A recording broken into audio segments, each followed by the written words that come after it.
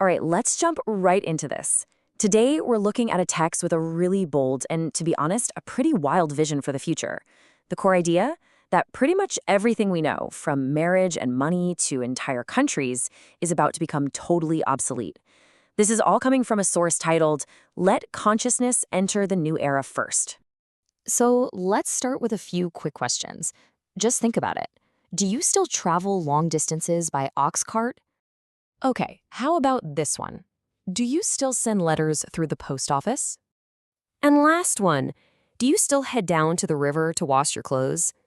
Of course not, right? I mean, that's absurd. And the reason why you don't do any of those things, well, that gets to the absolute core idea of our source material today. Progress makes things obsolete. It's a principle you really can't argue with. The whole idea is pretty simple when you break it down. As we develop, old ways of life just become redundant.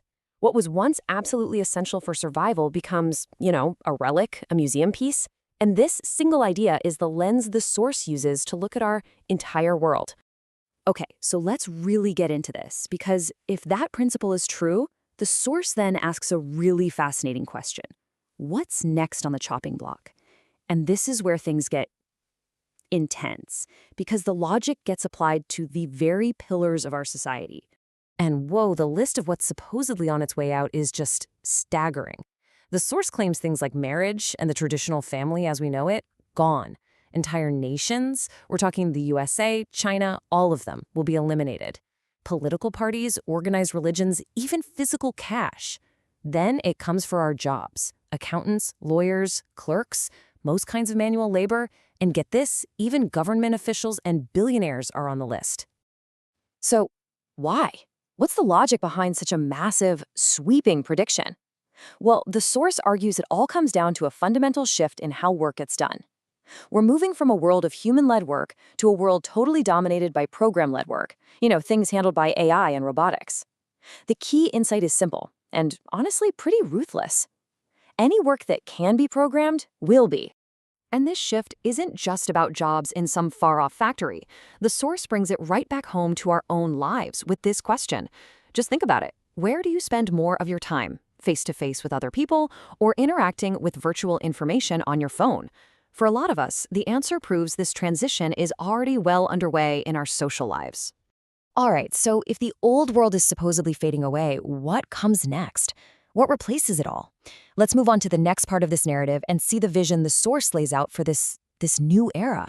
This is where the source introduces a really big concept it calls the Great Unity World. And it's not just some vague, fluffy idea. It's a specific vision of a future where all of humanity operates as a single global family, completely moving beyond the old ideas of nations and borders. And this gets to the real philosophical heart of the change. It's not just about new tech, it's a total flip in what we value. The old era, which is all about material wealth, national identity, and physical work, is replaced by a new era focused on what the source calls spiritual wealth. Things like fulfillment, creativity, and connection, all happening within this global family that's powered by AI. In fact, the source makes a really bold prediction here. It says that as AI and robotics start to handle all our material needs, food, shelter, all that stuff, the human demand for spiritual and soul wealth is going to far, far exceed our desire for more physical stuff. Our focus is going to turn inward. So that brings us to the final and maybe the most critical section of the whole text, a choice for consciousness. Because the source doesn't frame this transition as an option or something we can just ignore. It's presented as an evolutionary imperative that every single one of us has to face. And yeah, it comes with a pretty stark warning. The author lays it out in 3 basic steps. First, this new era has its own rules, its own laws of nature, so to speak. Second, if you cling to old traditions and old ways of thinking, you're actually violating these new rules. And third, and this is the heavy part, those who cannot adapt their consciousness will be, in the author's own words, eliminated by the new era. To really drive this point home, the source uses this incredibly powerful quote, "He who does not plan for eternity cannot plan for a moment."